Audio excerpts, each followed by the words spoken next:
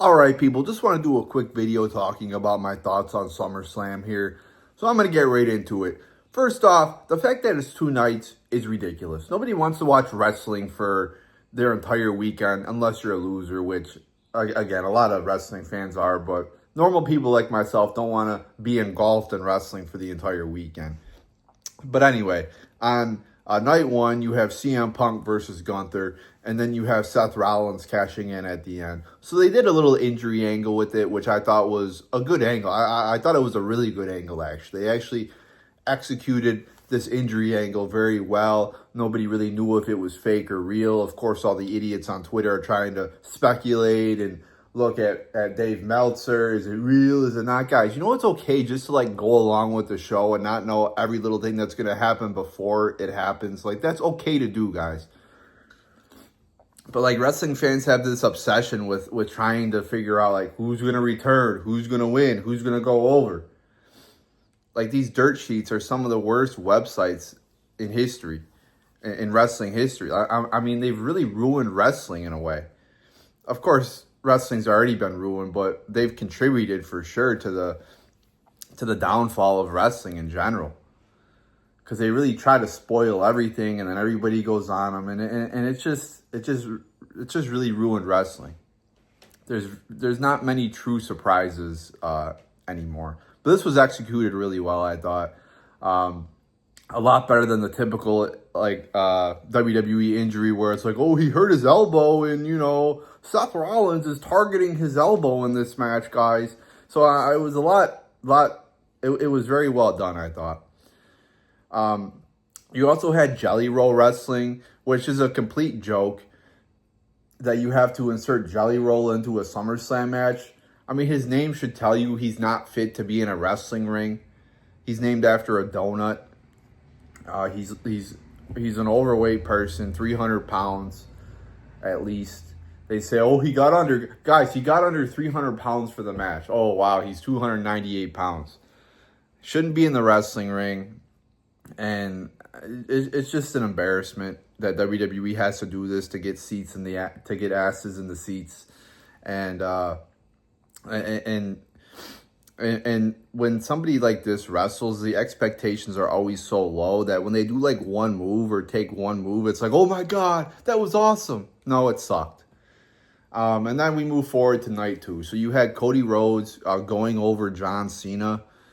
So apparently they've turned Cena babyface again. I'm going to have to do a separate video on this if this holds, but this was one of the worst heel turns in history, if not the worst. A really blown opportunity by WWE. Again, I'll do another video on it, but it's the equivalent, if you finally get a hot chick, that you've been trying to get for 10 years, and then you just totally blow it. That's the equivalent.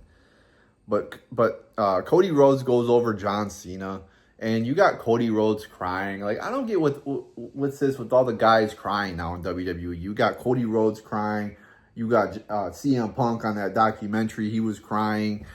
These are supposed to be tough guys. They're not supposed to be getting overly emotional at every little thing. To me, that really diminishes the character of these guys. You never would see Steve Austin, crying like this, So the match was, it was a decent match, good match.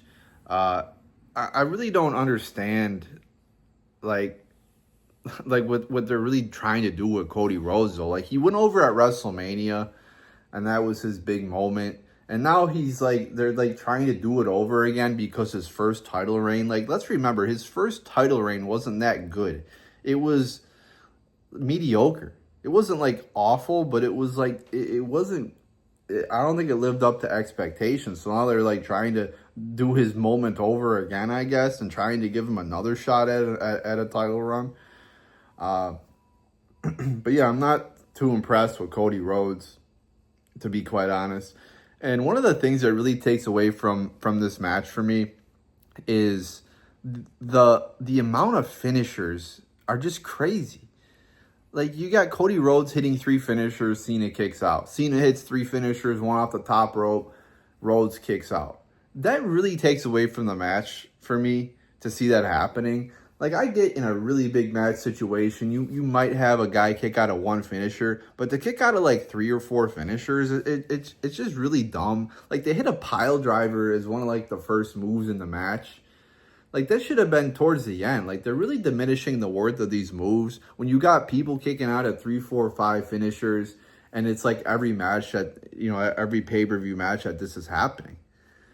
It really diminishes the false counts when you have people kicking out of a ridiculous amount of finishers. And then you got Brock Lesnar coming back, which was a cool moment. But at the same time, it just highlights what WWE has to do to get ratings. They have to go to people to Brock Lesnar, like John Cena, like Jelly Roll. They can't use any of the current talent that they've built within the last 5 years because there is none. So they got to keep reaching to guys like Brock Lesnar to get asses in the seats, to get pops. So, Brock Lesnar comes back. And yeah, I mean, it was a cool moment, but it's like, what are we going to see? Another Brock Lesnar, John Cena feud? Like, where are the stars of today's day and age? Like, there's very little, if any, stars of today's day and age. So they got to keep bringing back people like Brock Lesnar. Well, he's got to be almost 50 by now. So he F5's John Cena. So apparently we're going to get a Brock Lesnar, John Cena feud. We've already seen that feud multiple times in the last decade. Already seen it multiple times in the 2000s. So instead of giving us like a new feud with John Cena, we're going to, just recycle the same feuds from 10 years ago. So I guess that's the formula for John Cena's retirement tour. And then you got a lot of idiots on Twitter complaining, Brock Lesnar is a sexual predator, blah, blah, blah, blah. Guys, the lawsuit's pending. It's like ongoing. It's not final yet. So we have to wait and see what comes out of it. There's a lot of questions that I have about this whole lawsuit that she filed. Like, this girl signed an NDA and then she violated it. Was the shit consensual? Because it seemed like she went along with it for quite a while. These are just all open questions I have. So I'm not going to crucify the guy just yet. Now, if he engaged in some sexual shit with this female that did not have consent, then yeah, he should face severe punishments. But if it was consensual, then he should not. So we have to wait and see what happens. You got a lot of idiots on Twitter. He's a sexual predator. Blah, blah. Shut the fuck up, guys. Like, we've seen a lot of people's lives ruined by false sexual assault claims. So we just have to wait and see what happens. But there you go. I just wanted to give some quick thoughts here on SummerSlam. So there you go, people.